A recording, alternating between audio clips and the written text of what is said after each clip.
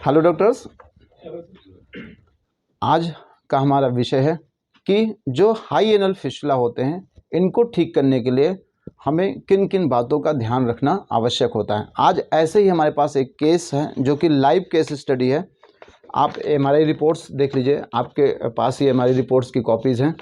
जो हमारे पास केस है वो ग्रेड 4 का केस है। जो ऑनलाइन बच्चे पढ़ रहे हैं वो भी देख लें। हमारे पास जो केस है वो ग्रेड 4 का फिस्टुला का केस है और ये काफ़ी कॉम्प्लिकेटेड केस ऑफ फिस्टुला है। अगर हम इसकी ड्राइंग देखें कि जो इसमें डिस्क्राइब है उस फिस्टुला के केस को अगर इसका ड्रॉ किया जाए पिक्चर तो लगभग ऐसे आएगी। ठीक है, तो जब आपके पास एमआरआई रिपोर्ट्स आती है या फिस्टुलोग्राम एक्सरे का रिपोर्ट आता है तो आप कैसे ये डिसाइड करोगे कि इस केस को हम कैसे ठीक करें। क्योंकि अगर आपके पास फिस्टुला के 100 केस आते हैं तो 100 केस को ठीक करने के लिए आपका क्या स्किल है, उस केस को ठीक करने के लिए आपकी उस समय जब आप छारसूत लाइगेट करने वाले होंगे तो आपकी स्किल काम आएगी कि हम इस केस को कैसे सही करें। अगर आप सोचते हैं कि हमने एक केस फिस्टुला का सही कर लिया तो दूसरा केस भी हम सही कर लेंगे जैसे हमने पहले केस को ठीक किया, तो ऐसा संभव शायद नहीं है। हर फिस्टुला के केस में आपको नई टेक्निक्स अपनानी हो सकता है अपनाना पड़े। हो सकता है कि आपको एक्सटर्नल ओपनिंग के हिसाब से जो इंटरनल ओपनिंग है उसमें रास्ते में कोई विंडो बनाना पड़े। हो सकता है आपको इफ्टैक टेक्निक अपनाना पड़े। हो सकता है कि आपको जो सेकेंडरी ब्रांचेस थे या एब्सेस था उसके लिए कुछ ऐसा आपको वहाँ पे कुछ ऐसा प्रोसेस करना पड़े ताकि हमारा जो कलेक्शन है वो पूर्ण रूप से वहाँ से ड्रेन हो जाए और हमारा फिस्टुला ठीक हो जाए। तो पहले हम इस केस के बारे में डिस्कस करते हैं, इस केस को कैसे हम ठीक करेंगे। पहले हम हमारी रिपोर्ट्स पढ़ लेते हैं। There is a long fistula track, length is about 7 centimetre and width is 1 centimetre, extending from left perianal region at 4 o'clock position through the left ischoanal and ischiorectal fossa vertically upward and medially piercing the external and internal anal sphincter to communicate with the rectum at approx 5.3 centimeter proximal to anal verge at 6 o'clock position. A small collection is noted in the subcutaneous of external anal sphincter and left ischioanal fossa. Impression में आप देखिए यहाँ पे साफ साफ लिखा है कि it is a case of grade 4 transsphincteric left perianal fistula with collection formation as describe above. तो डियर फ्रेंड्स, आपने देखा कि हमारे पास जो केस है, थोड़ा सा कैमरा पास करें, हमारे पास जो केस है उसके हिसाब से ये हमने 2 पिक्चर ड्रॉ किया हुआ है। ओके, ये कौन सा सेक्शन होता है बेटा? इस सेक्शन को क्या बोलते हैं? एक्सियल है, और तेज से बोलिए। ये जो है कोरोनल सेक्शन है। किसी भी फिस्टुला को जब आप एमआरआई रिपोर्ट्स कराएंगे तो आपके पास ऐसे 2 पिक्चर्स बन के आएंगे। जो आपके पास रिपोर्ट है उसमें जो डिस्क्राइब है वो इसमें पिक्चराइज पूर्ण रूप से किया गया है। जैसे यहाँ पे क्या है, इसकी लेंथ कितनी है 7 सेंटीमीटर, विथ कितनी है 10 mm यानी 1 सेंटीमीटर। इसकी एक्सटर्नल ओपनिंग कहाँ मिल रही है 4 o'clock पर। और जो ट्रैक के बारे में बताया गया है इश्योएनल फोसा एंड इश्योरेक्टल फोसा में ये ट्रैक ट्रेवल कर रहा है। फिर उसके बाद कैसा है वर्टिकली अपवर्ड यानी ऊपर जा रहा है। फिर medially piercing the external and internal sphincter. फिर ये मीडियली एक्सटर्नल स्फिंक्टर को पहले पियर्स किया, फिर इंटरनल स्फिंक्टर को पियर्स किया। उसके बाद इसकी इंटरनल ओपनिंग जो मिल रही है वो 5.7 सेंटीमीटर पर proximal to anal verge at 6 o'clock position. ये तो आपकी एमआरआई रिपोर्ट में मेंशन था। अब इसके हिसाब से आपका ट्रैक कैसा होना चाहिए। कई बार होता है कि ये पिक्चराइज आपको फॉर्म नहीं मिलेगा, केवल आपको ये रिपोर्ट मिल जाएगी और रिपोर्ट के हिसाब से आपको अपने हिसाब से इसको अपने मन में इसकी पिक्चर बनानी पड़ेगी। ऐसा कई डॉक्टर्स ने हमसे रिक्वेस्ट किया है कि इस तरह के रिपोर्ट्स को अगर हम पिक्चराइज करें तो कैसा होना चाहिए। तो यहाँ पे जो एमआरआई रिपोर्ट्स में फिस्टुला के बारे में डिस्क्रिप्शन होता है, इसकी एक एक वर्ड बहुत ही इम्पोर्टेंट होता है, इसीलिए हमने जो इसके इम्पोर्टेंस पॉइंट थे हमने यहाँ पे मेंशन कर दिया। सबसे पहले इसकी लेंथ के बारे में देखिए, इसकी विड्थ के बारे में देखिए, इसकी एक्सटर्नल ओपनिंग के बारे में देखिए, इसकी इंटरनल ओपनिंग के बारे में देखिए, और ये जो ट्रैक है ये बॉडी के किस पार्ट से ट्रेवल कर रहा था। इसको समझने के लिए आपको हमारी जो एनल कैनाल या एनल कैनाल के आसपास के जो बॉडी के ऑर्गन्स हैं उनके एनाटॉमी के बारे में आपको जानना पहले चाहिए, क्योंकि जब तक आप एनाटॉमी ऑफ एनल कैनाल या रिलेटेड जो इससे रिलेटेड जो बॉडी के पार्ट्स होते हैं अगर नहीं जानेंगे तो आप कभी भी पिक्चराइज नहीं कर पाओगे। ठीक है, छोटे मोटे केस हैं जैसे फर्स्ट ग्रेड है, सेकंड ग्रेड तो आप आसानी से ठीक कर लोगे, लेकिन जब ग्रेड 4 या ग्रेड 5 की बात आएगी तो आप नहीं कर पाओगे। तो थोड़ा सा पहले हम समझ लें, this is the axial section and this is the coronal section. Axial section का है मतलब है कि पेशेंट को आपने लिथोटमी पोजीशन में लिटा रखा है और यहाँ पे जो ये पिक्चराइज है ये आपने वो वर्टिकल पोजीशन यानी पेशेंट खड़ा हुआ है। थोड़ा सा हमने इसको और मॉडल में डिस्क्राइब किया है, जैसे आप ये देखिए, ये कौन सा सेक्शन है, कोरोनल सेक्शन, और ये क्या है, ये एक्सियल सेक्शन है। इन दोनों मॉडल से और इस पिक्चर से हम इस केस के बारे में समझने की कोशिश करेंगे कि इस केस को हम कैसे ठीक करेंगे। सबसे पहले किसी भी फिशुला को पूर्ण रूप से ठीक करने के लिए 6-7 पॉइंट को जानना आवश्यक है। सबसे पहले क्या है, आपके फिशुला के ट्रैक का लेंथ क्या है, कितने सेंटीमीटर का है, ठीक है, ये देखना है। तो यहाँ पे 7 सेंटीमीटर 7 सेंटीमीटर का है। ये ट्रैक कैसा है, लीनियर है या कर्वीलीनियर है। तो इसमें कुछ पॉइंट्स और इसमें ऐड हम लोग करें। किसी भी फिशुला को ठीक करने के लिए क्या क्या जानना है, जैसे जो ट्रैक है उसकी लेंथ क्या है, ये ट्रैक लीनियर है या कर्वीलीनियर है। इसका मतलब क्या है, आपका जो ट्रैक है वो सीधा है कि घुमावदार है। ठीक है, दूसरा जो ट्रैक है उसकी चौड़ाई कितनी है। मान लेते हैं कि एक ट्रैक है, जैसे इसकी चौड़ाई कितनी है 1 सेंटीमीटर। किसी किसी फिशुला के ट्रैक की जो चौड़ाई होगी वो आपको हो सकता है 2 mm की आए, या हो सकता है 5 mm की आए। कई बार फिशुला की चौड़ाई जो होती है वो 2 सेंटीमीटर की आती है। तो जब ट्रैक पतला होगा तो उसको ठीक करना आसान होगा, क्योंकि जब आप छारसूत्र लाइगेट करोगे तो जो छारसूत्र, चूँकि एक क्या है, एक धागा है, उसमें चारों तरफ दवाइयाँ उसमें क्या है लेपित यानी लेप किया गया है। जब किसी ट्रैक में आपने छारसूत्र लाइगेट किया, अगर ट्रैक पतला है तो जो दवा उसमें से रिलीज होगी तो पूरे ट्रैक को सप्लाई करेगी, दवा आसानी से ठीक हो जाएगा। लेकिन अगर ट्रैक चौड़ा होगा तो छारसूत्र एक दीवार पे तो चिपका रहेगा, जो उसके अपोजिट वाली दीवार है उस पर तो नहीं रहेगा। तो वो उस केस में फिर वो दोबारा होने के चांसेस बढ़ जाएंगे। पहला तो हमारा ट्रैक कैसा है, लीनियर है, कर्वीलीनियर है, थिन है या थिक है। ठीक है, वो बॉडी के किस पार्ट से ट्रेवल कर रहा है, यानी केवल इंटरनल स्फिंक्टर को कवर कर रहा है, एक्सटर्नल स्फिंक्टर को पियर्स कर रहा है, या इश्यो एनल फोसा में है, इश्यो रेक्टल फोसा में है, कि लिवेटर नहीं मसल को क्रॉस करके रेक्टम में ओपन हो रहा है। तो उसकी ट्रैक का कैसा बॉडी में ट्रेवलिंग है, कैसा चल रहा है। सबसे इंपॉर्टेंट पॉइंट है एक्सटर्नल ओपनिंग और इंटरनल ओपनिंग कहाँ पे है। फिशुला के केस में हमें ये देखना आवश्यक होता है कि फिशुला में जो हमें एक्सटर्नल ओपनिंग मिल रही है वो पोस्टीरियर साइड में है कि एंटीरियर साइड में है। गुडसॉल रूल तो आपने लोगों ने पढ़ा है। गुडसॉल रूल के हिसाब से क्या है कि अगर फिशुला की एक्सटर्नल ओपनिंग एंटीरियर साइड में है और एनल वर्ड से 3 सेंटीमीटर से ज़्यादा दूर पे है तो उसका ट्रैक कैसा होगा, घुमावदार होगा, और इंटरनल ओपनिंग कहाँ मिलेगी, 6 o'clock पे। लेकिन अगर उसका एनल वर्ड से एक्सटर्नल ओपनिंग 3 सेंटीमीटर से नज़दीक है, उससे पहले है, तो ट्रैक कैसा होगा, वही जैसे मान लेते हैं 10 o'clock पे इसकी एक्सटर्नल ओपनिंग थी तो इंटरनल ओपनिंग भी 10 पे मिलेगी। लेकिन पोस्टीरियर साइड में एक्सटर्नल ओपनिंग कहीं भी हो, चाहे वो एनल वर्ड से 3 सेंटीमीटर दूर हो या 5 सेंटीमीटर दूर हो और किधर भी हो, तो उसकी इंटरनल ओपनिंग कहाँ मिलेगी, 6 o'clock पे।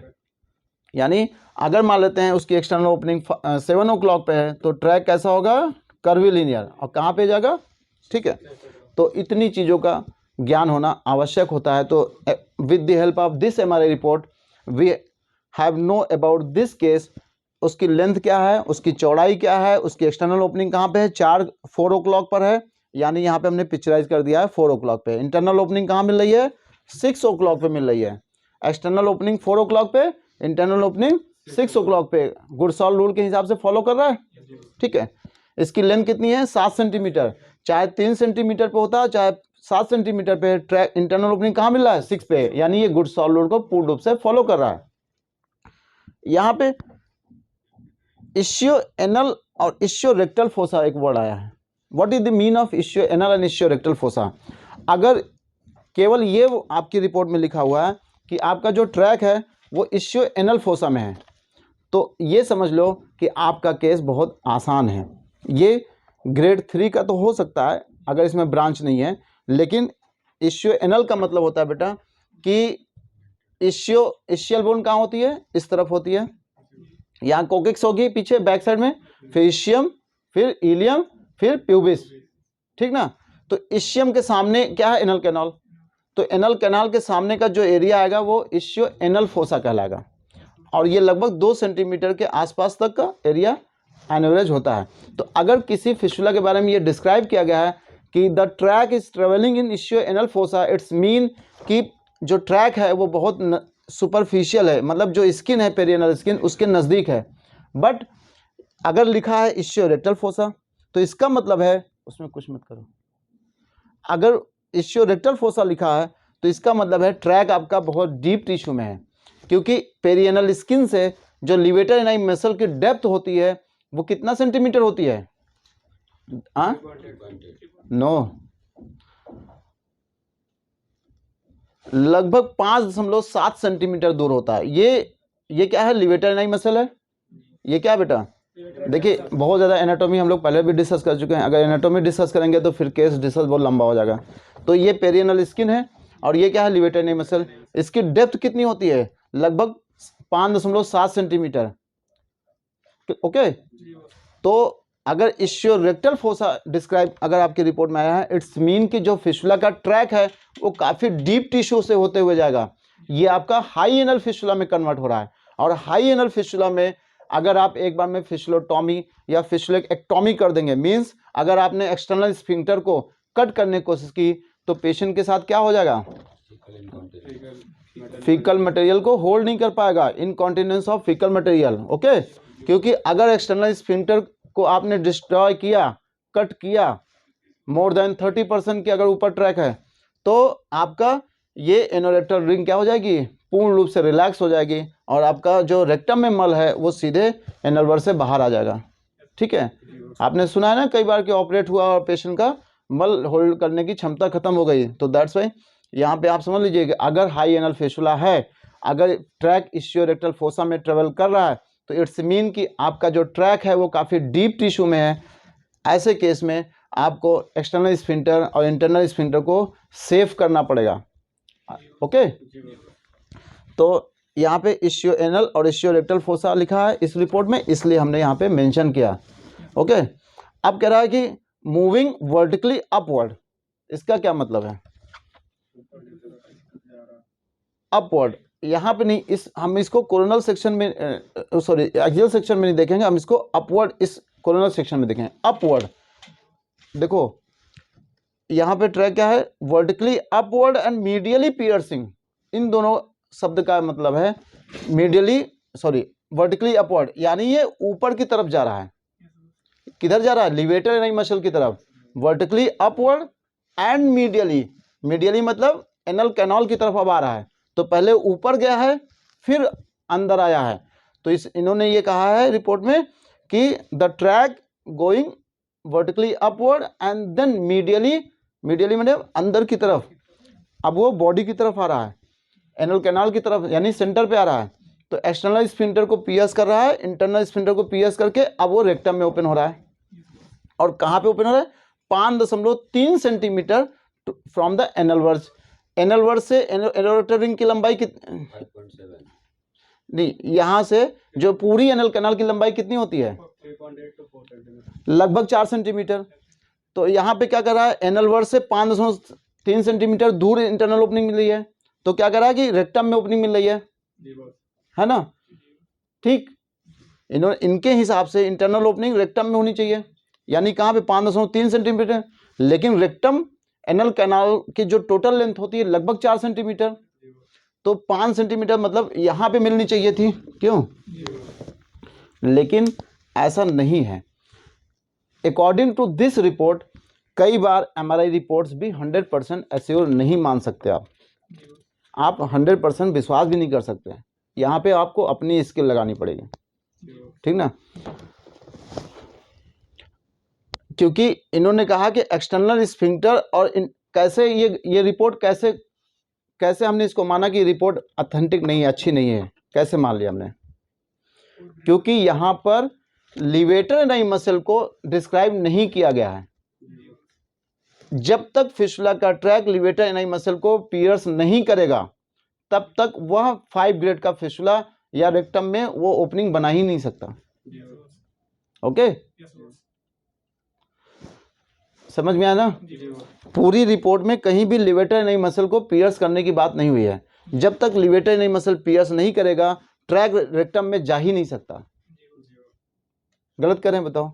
और जब रेक्टम में जाएगा तो ग्रेड 5 लिखा जाएगा। यहाँ पे इन्होंने क्या लिखा है? ग्रेड 4। इट्स मीन कि कहीं ना कहीं रिपोर्ट में थोड़ा सा चीज़ों को या तो हाइपर कर दिया है या तो कम कर दिया है, ठीक है। तो या तो ये पूर्ण रूप से रिपोर्ट सही है या तो फिर इसमें कुछ गड़बड़ी है ना, दोनों में। तो बेटा जब तक आपके रिपोर्ट में ये ना लिखा हो कि the track piercing the levator ani muscle, तब तक आप ग्रेड 5 नहीं मानोगे। और जब तक लिवेटर एनाई मसल नहीं पियर्स करेगी रेक्टम में ओपनिंग नहीं हो सकती है। समझ गए ना? क्योंकि जो लिवेटर एनाई मसल है ये पेल्विक डायफ्राम है। पेल्विक डायफ्राम में 3 मसल होती है। कौन कौन सी? पेल्विक डायफ्राम में 3 मसल होती है। प्यूबो रेक्टालिस नहीं, प्यूबो रेक्टालिस कौन कौन सी 3 मसल होती है? आपको बताया था पूरा। Last part of external sphincter. No, वो तो the deep component of the external sphincter along with puborectalis muscle and levator एनाई muscle make the anorectal ring, ठीक है। प्यूबोकॉक्सिजियस, इलियोकॉक्सिजियस, इशियोकॉक्सिजियस, ये 3 मसल मिलकर क्या बनाती हैं? Pelvic diaphragm. पेल्विक डायफ्राम में जो इशियोकॉक्सिजियस मसल होती है वो हम लोगों में एक्टिव नहीं है। वो टेल पर्सन, जो टेल वाले एनिमल होते हैं जैसे बिल्ली, कुत्ता या हॉर्स, उसमें एक्टिव है। तो हम लोगों में जो 2 मसल एक्टिव है, प्यूबोकॉक्सिजियस और इलियोकॉक्सिजियस, इन्हीं दोनों मसल्स मिलाकर क्या बनता है? Levator ani muscle. Levator ani muscle, ये क्या है? Levator ani muscle. Levator ani muscle and deep component of the external sphincter and levator ani muscle का जो प्यूबोकॉक्सिजियस मसल होता है उसकी एक कंपोनेंट और होता है जिसे हम प्यूबोरेक्टालिस मसल कहते हैं। ये तीनों मिलकर एनोरेक्टल रिंग बनाती हैं। ओके, तो जब तक हमारी रिपोर्ट में ये ना लिखा हो कि सुप्रालिवेटर एक्सटेंशन या piercing the levator ani muscle, तब तक आप उस केस को ग्रेड 5 नहीं मानेंगे, ठीक है। अगर ये लिख रहा है कि रेक्टम में, तो इस मीन कि उन्होंने एनल कैनाल को ही रेक्टम मान के लिख दिया है। समझिए ना? बट एनल कैनाल की टोटल लेंथ लगभग 4 सेंटीमीटर होती है। 5 सेंटीमीटर या चूंकि इसमें लिखा है 5.3 सेंटीमीटर, तो हो सकता है उन्होंने थोड़ा सा आगे पीछे से कहीं नाप लिया हो, बट रेक्टम में ओपनिंग नहीं है। ये रिपोर्ट पूर्ण रूप से सही नहीं है, ठीक है।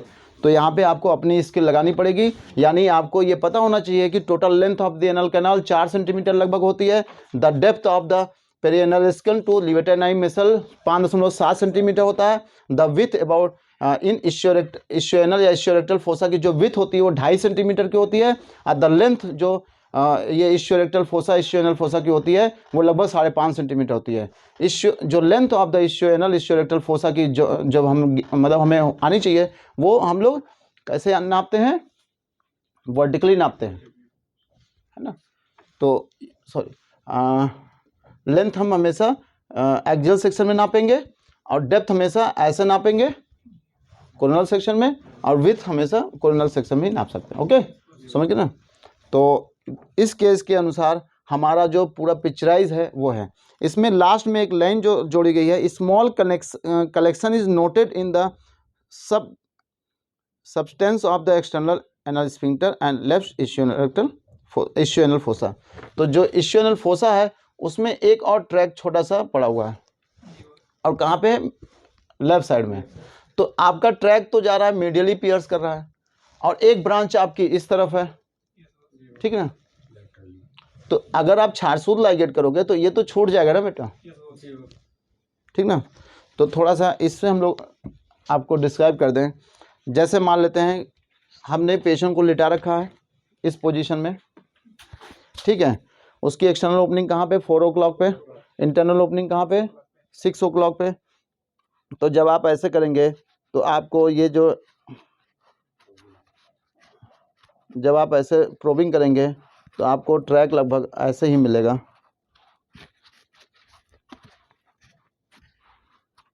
इसमें अच्छे से नहीं बन पा रहा है, तो आप देखिए ये पेशेंट लेटे हुए हैं, लेकिन हम इस केस को ऐसे दिखाते हैं इसमें आसानी से। जैसे ये पेशेंट लेटे हुए हैं, आपको एनल वर्ड्स यहाँ पे मिल रही है, हमने यहाँ पे ये देखिए डाला, यहाँ से हमने प्रोब किया, ये हम लोग कहाँ गए, ये इश्यो एनल फोसा, फिर उसके बाद कहाँ जा रहे हैं, इश्योरेक्टल फोसा। ये इश्यो एनल फोसा का एरिया हो गया, और ये ऊपर का इश्योरेक्टल का फोसा होगा, एरिया हो गया। लेकिन किताब में कहीं ऐसा मेंशन नहीं किया कि इश्योएनल किसको कहेंगे, इश्योरेक्टल कहेंगे, किसे कहेंगे, ठीक ना। तो बस ये समझ लीजिए, चूँकि यहाँ पे इश्चियम बोन होती है, यहाँ पे इश्चियम बोन है, और यहाँ पे ये इसके सामने क्या है, रेक्टम। तो रेक्टम के सामने इश्योरेक्टल फोसा, और एनल कैनाल के सामने इश्यो एनल फोसा। तो जब ये ट्रैक ऐसे जाएगा, देखिए ये जा रहा है, हम ऐसे प्रोबिंग करेंगे, ये गया, ये एक्सटर्नल स्फिंक्टर को क्या किया, इसने पियर्स किया, फिर इंटरनल स्फिंक्टर को पियर्स किया। इसको पियर्स करने के बाद ये देखिए डेंटेड लाइन के ऊपर लगभग एनोरेक्टल रिंग के पास इसकी इंटरनल ओपनिंग मिल गई। अब हम लोग क्या करेंगे, ऐसे छारसूत्र लेंगे और ऐसे, बेटा इधर आ जाइए, ऐसे हमने लाइगेट कर दिया, ठीक, हमने ऐसे इसमें छारसूत्र लाइगेट किया। बट अभी आप देख रहे हैं कि यहाँ पे एक और यहाँ पे ट्रैक जा रहा है, ऐसे यहाँ पे एक, आपको यहाँ पे एक एब्सेस टाइप का और फील हो रहा है, ठीक है। व्हाट्स अबाउट दिस, इसका क्या करेंगे, इसमें तो छारसूत्र लाइगेट कर दिया आपने, ये तो ठीक हो गया, लेकिन जो यहाँ पे रेमिफिकेशन था, जो ब्रांच थी जहाँ पे छारसूत्र आपने नहीं लाइगेट किया, उसका क्या करेंगे आप, वो कैसे ठीक होगा। और आप लोगों ने देखा है कि इस केस को हम लोगों ने क्योर किया है, नहीं किया है, देखा ना। तो जो ये ट्रैक है, ये ट्रैक तो छारसूत्र कोई भी लाइगेट कर देगा, ठीक हो जाएगा, लेकिन जो यहाँ पे ये ब्रांच है, इसका क्या होगा। तो इसमें जब हम लोग छारसूत्र लाइगेट करते हैं तो इसमें हम लोग इसको हल्का सा क्यूरेट कर देते हैं, इस एरिया को। क्यों, the fistula track is line by unhealthy granulation tissue. Wound क्या होता है, उंड या अल्सर किसे कहते हैं, it is a ulcer, just like to ulcer, unhealthy. कोई ऐसा वुंड, यानी कोई ऐसा वुंड है जिसका सरफेस पर अनहेल्दी ग्रेनुलेशन टिश्यू की एक लेयर है, उसे हम क्या बोलेंगे, अल्सर। तो यहाँ पे क्या होता है, जो फिस्टुला का ट्रैक होता है, जो लाइन अंदर की लाइनिंग होती है, वो कैसे, कौन से टिश्यू से लाइंड होती है, अनहेल्दी ग्रेनुलेशन टिश्यू। कुछ डेड टिश्यू भी होते हैं।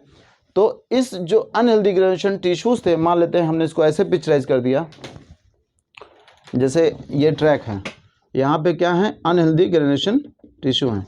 तो इसको क्या करना है, आपको इसको क्यूरेट करना है, ऐसे जाके इसको क्यूरेट करना है, इसको साफ कर देना है।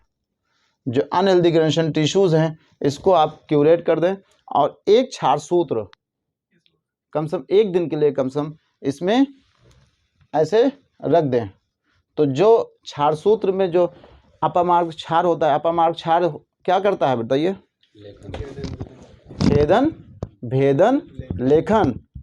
एक ऐसा अनुशस्त्र होता है, क्षार क्या है, अनुशस्त्र है, और ये उपयंत्र भी है। सुश्रुत संहिता में क्या लिखा गया है, क्षार अनुशस्त्र भी है और उपयंत्र भी है। और जितने भी शस्त्र अनुशस्त्र होते हैं, उसमें क्षार क्या होता है, श्रेष्ठ होता है। किसी भी इंस्ट्रूमेंट से आप छेदन, भेदन, लेखन एक साथ नहीं कर सकते हैं, बट अगर आपने क्षार का प्रयोग किया है तो छेदन, भेदन, लेखन, यानी छेदन मीन्स एक्सीजन, भेदन मीन्स इनसीजन और लेखन मतलब स्क्रैपिंग, तीनों कर्म करेगा। यानी यहाँ से इसको छेद के, यहाँ से भेद के और यहाँ से स्क्रैप करके जितने भी यहाँ पे डेड टिश्यू चिपके होंगे उन सबको यहाँ से वो क्या करेगा, वॉश आउट कर देगा। और आपका जो अनहेल्दी ग्रेजुएशन टिश्यू से लाइंड एक अल्सर था या ऊन था, वो अब क्या हो गया, अब हेल्दी टिश्यू से धीरे धीरे कवर हो जाएगा और ये जो ब्रांच है वो धीरे धीरे आपकी क्या हो जाएगी, ठीक हो जाएगी। ठीक है, तो ये ओवरऑल एक आपको मैंने मोटा मोटा आपको समझा दिया कि हम जब किसी भी फिशुला को ठीक करते हैं तो हमें किन किन बातों का ध्यान रखना आवश्यक होता है। सबसे पहले फिशुला की एक्सटर्नल ओपनिंग, इंटरनल ओपनिंग, फिशुला का ट्रैक कैसा होगा, लीनियर होगा, कर्वी लीनियर होगा, मोटा होगा, पतला होगा, बॉडी के किस पार्ट से जा रहा है, हाई एनल फिशुला है अर्थात या लो एनल फिशुला है, कोई कैविटी तो नहीं है, कोई ब्रांच तो नहीं है, अगर ब्रांच है भी तो वो लेटरल साइड में है कि मीडियल साइड में है। अगर यही एब्सेस मीडियल साइड में होता तो क्या होता, चलिए, अगर यही जो एक्सटर्नल जो आपको ब्रांच थी अगर उधर ना होकर इधर होती तो क्या होता, तो इसी एक छारसूत से ये कवर हो जाता। यहाँ ना आपको यहाँ पे क्यूरेट करना पड़ता, क्योंकि जब ये ट्रैक, जब ये साइमल्टेनियस कटिंग और हीलिंग प्रोसेस चल रहा होता है, जब छारसूत से external sphincter, inner sphincter simultaneous cutting और हीलिंग हो रहे होते, तो ये भी पूरा एरिया इसी में कवर हो जाता। तो आपको जब भी कोई केस हो जिसमें रेमिफिकेशन हो यानी ब्रांचिंग हो, वो भी ट्रैक से अपोजिट दिशा में और वो भी कहाँ, लेटरल साइड में, तो उस दशा में आपको ध्यान रखना पड़ेगा कि हमारा जो ब्रांच है वो छूट ना जाए, क्योंकि जिन भी केस में इस तरह के केसेस में जो ब्रांचेस छूट जाते हैं उन्हीं में दोबारा होने की संभावना बढ़ जाती है। ठीक है, देखिए हम किसी भी बीमारी को पूर्ण रूप से ठीक करने के लिए अपनी पूरी कोशिश तो लगा सकते हैं ना, हम ईश्वर तो नहीं हो सकते, बट हम कोशिश कर सकते हैं कि किसी भी फिशुला को हम अपनी पूरी जी जान से उसको ठीक करने के लिए जो भी हमसे हो सकता है, जो भी हम अपना ज्ञान अर्जित कर सकते हैं, जो भी उसके लिए इक्विपमेंट्स हो सकते हैं, हम उसको अर्जित करके हम इसको ठीक करें। ठीक ना, क्योंकि फिशुला के केस में आपने देखा है कि कई बार लोग 2 बार 3 बार 4 बार भी ऑपरेट कराते हैं और उसके बाद भी नहीं ठीक होते हैं। तो ऐसे केस में क्या होता होगा, या तो कहीं ना कहीं मिसडायग्नोसिस बन रही है, या तो कहीं ना कहीं कुछ छूट रहा है। कई बार रिपोर्ट्स भी 100% एश्योर नहीं आती हैं।